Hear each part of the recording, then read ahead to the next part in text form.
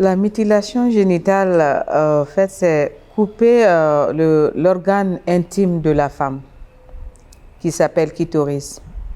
Au fait, les personnes qui souffrent sont les filles.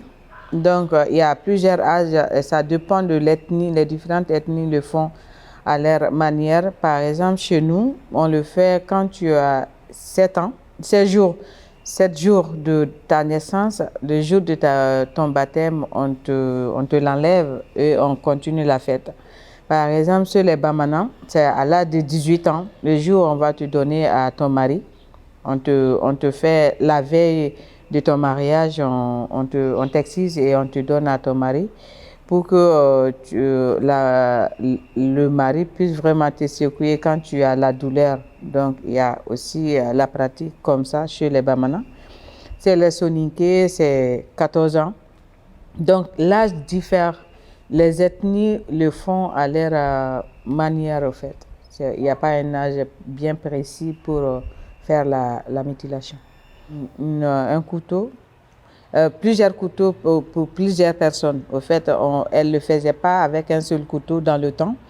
Et puis ces couteaux ont été, c'est les contenus d'un caillou qu'on appelle en Bamana gantu farage. Ça, je ne sais pas traduire en français. C'est un caillou qui contient de fer.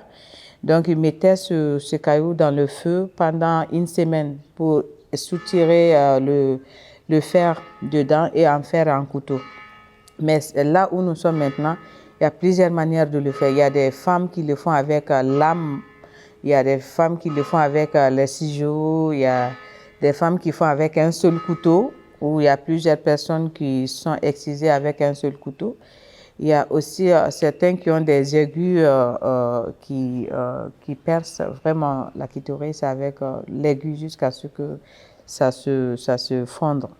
Donc, il y en a plusieurs outils qu'ils utilisent maintenant pour faire l'excision.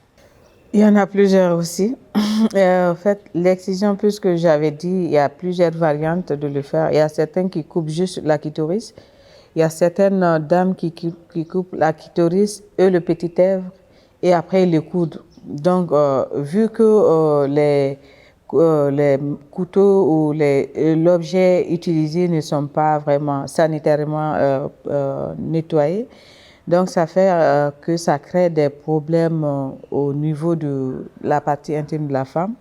Il y a certains qui ont où les gros boutons sortent, donc ça emballe tout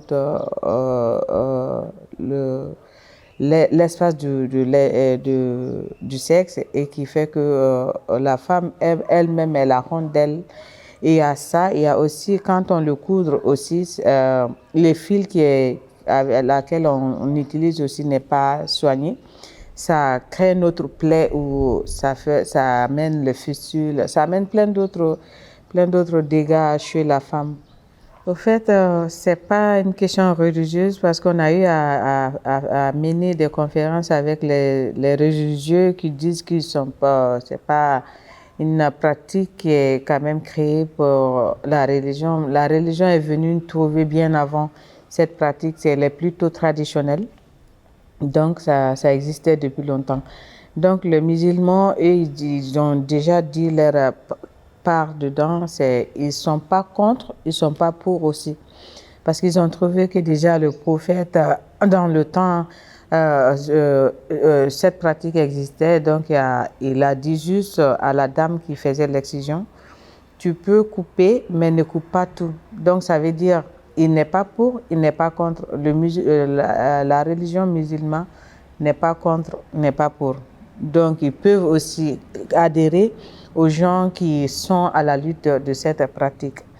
Donc, voilà, c'est plutôt une pratique traditionnelle. Dans les pays où j'ai été pour présenter mon solo, après j'ai eu à discuter avec les structures des femmes qui luttent aussi pour cette pratique. Et dans la conférence, j'ai appris que ça existait aussi en Europe. Elles se sont battues vraiment très fort, très longtemps pour que vraiment, là où nous sommes, il y a des pays maintenant où ça ne se passe plus. Mais il y a eu vraiment une grande lutte derrière qui a fait que ça s'est arrêté. Donc, ça existait en Europe, dans certains pays, oui.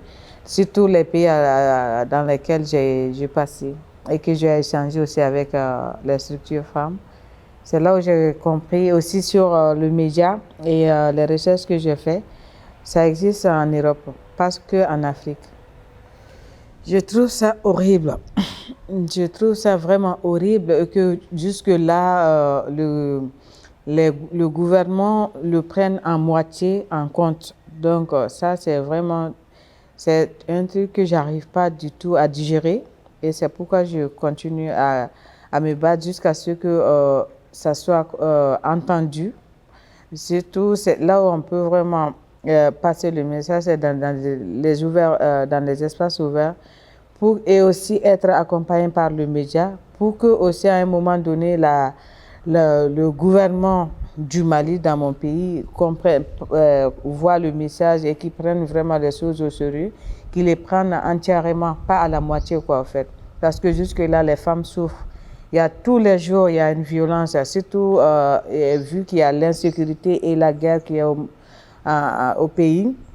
Il y a beaucoup de fillettes, les mineurs qui sont violées et l'excision continue. Il y a toutes sortes de violences que les femmes subissent tout le temps et les mineurs surtout. Et il y a aussi des filles, des bébés de 9 mois et tout ça. Donc ça fait mal. Il faut qu'à un moment donné, le gouvernement prenne des choses en entier, pas à la moitié quoi en fait.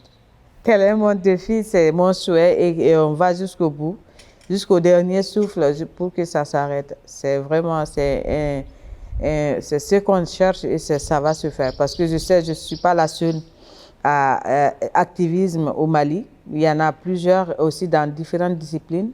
Je pense qu'ensemble, on va arriver à dire maintenant, ça existait, mais ce n'est plus le cas.